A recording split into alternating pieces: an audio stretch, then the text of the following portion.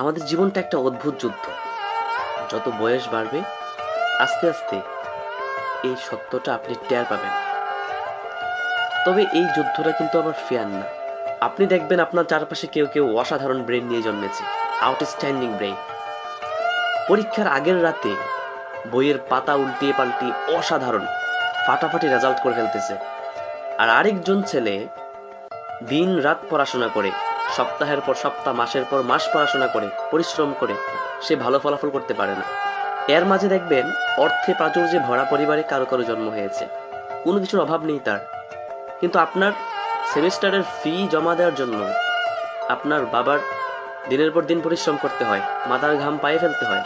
তখন পৃথিবীর উপর আপনার অনেক অভিমান হবে। কিন্তু ওই যে বললাম, জীবনের যুদ্ধটা ফেয়ার না। আপনি জিপিএ 5 পেয়েছেন, আর আরেকজন 3 পয়েন্ট পেয়েছে। সে সেই 3 পয়েন্ট দিয়ে লাখ টাকার চাকরি পেয়ে যাবে। হয়তো তার ইন্টারভিউটা ভালো ছিল, হয়তো রেফারেন্স ছিল, তার স্কিল ছিল। স্টার্ট আপ দিয়ে কোটি টাকার ভ্যালুয়েশনের কোম্পানি হবে কারো কারো। ইউটিউবারদের, ফেসবুকারদের মাসিক লাখ লাখ টাকা ইনকাম দেখে হয়তো আপনার কেরিয়ার নিয়ে আপনার মনে নানা প্রশ্ন জাগবে প্রতিদিন, প্রতিটা মোমেন্ট। কারো কারো বছরে বছরে প্রমোশন হবে, আবার কেউ কেউ নিউ ইয়র্কে পিএইচডি শেষ করে লাইফ ইভেন্ট দিবে। অন্যদিকে ব্যবসায় লস খেয়ে লোন পরিশোধ করতে না পেরে অনেকে আবার জেলের ভাত খাবে। শত চেষ্টা করার পরেও অনেকের আবার চাকরি মিলবে না। 22টা ইন্টারভিউ দেওয়ার পর তার মনে হবে পৃথিবীর চেয়ে নিষ্ঠুর আর কিছুই নেই। আপনি চাইলে এভাবে অন্যের সাথে সারাদিন নিজের তুলনা করতে পারেন। জীবন যুদ্ধে যে এগিয়ে গেল তার কথা ভাবলে আফসোস ছাড়া আপনার আর কিছুই হবে না। হিসাব মেলাতে পারবেন না আপনি। ভাগ্য, মেধা, স্কিল, তারপর নিয়তি, পরিশ্রম, এত এত ভেরিয়েবল নিয়ে কখনো জীবনের সমীকরণ মেলানো যায় না।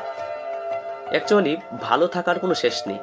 যার থাকার কোনো জায়গা নেই, যার কোনো ঠাঁই নেই, সে শুধুমাত্র একটা ঘর চায়। বাসে ঝুলতে থাকা মানুষটা একটা গাড়ির স্বপ্ন দেখে, আর সেডান গাড়িতে চড়তে থাকা মানুষটা এসইউভি কারের ক্যাটালগ উল্টে পাল্টে দেখে, বিএমডব্লিউ কারের ক্যাটালগ উল্টে পাল্টে দেখে। আবার এসইউভির মানুষটা 2000 ফিট স্কোয়ারের একটা অ্যাপার্টমেন্ট খোঁজে।